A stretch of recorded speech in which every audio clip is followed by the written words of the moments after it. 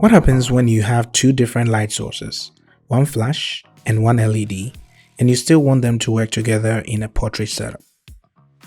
Today, I'm breaking down exactly how I balanced my Yongnuo YN560IV Speedlite with a Yongnuo YN300III LED panel to create this look.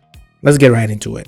So we're going to break this lesson into sections. Section 1, the challenge. Section 2, we look at the HSS limitation. Section 3, the setup. Section 4, learning from the limitations. And Section 5, how to maximize this setup. So let's begin. The challenge, Section 1. So, the challenge here was simple.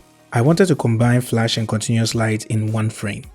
But the problem is, they behave very differently. The flash, my Yongnuo YN560IV, fires in powerful bursts. The LED, on the other hand, gives constant light but a much lower intensity. That means balancing both sources can get tricky, especially when using high shutter speeds. Section 2, the HSS limitation. Now here's where it gets interesting. My flash has HSS, which is high speed sync, but I couldn't use it. Why? Because if I did, I would need to shoot at a much faster shutter speed, something like 1/1000th of a second, and that would completely kill the LED light.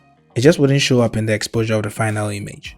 So instead, I slowed things down, stayed around 1/160th of a second to keep both lights visible in the frame. Section 3, the setup. Here's how I arranged it. The flash acted as my key light, slightly to the right and above the models, giving me that crisp, controlled light. Then, I had my assistant hold the LED panel to the left, just off camera. That gave a soft, warm light that balanced out the shadows from the flash. I shot everything on the Canon EOS 6D, my trusty old camera, using the 85mm 1.4 lens to get that beautiful background separation. Section 4, learning from the limitations. The biggest takeaway is that gear limitations can actually help you think more creatively. Even though I couldn't use HSS, I worked with the ambient light and my LED panel to fill in just enough shadow to keep things natural. Sometimes you don't need perfect equipment.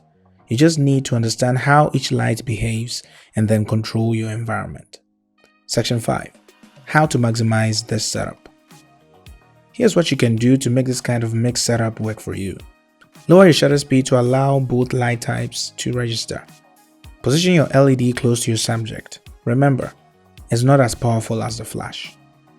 Use the flash subtly. Avoid overpowering the LED's warmth. Experiment with white balance to make both lights blend naturally. This combination gives you both the sharpness of flash and the mood of continuous light.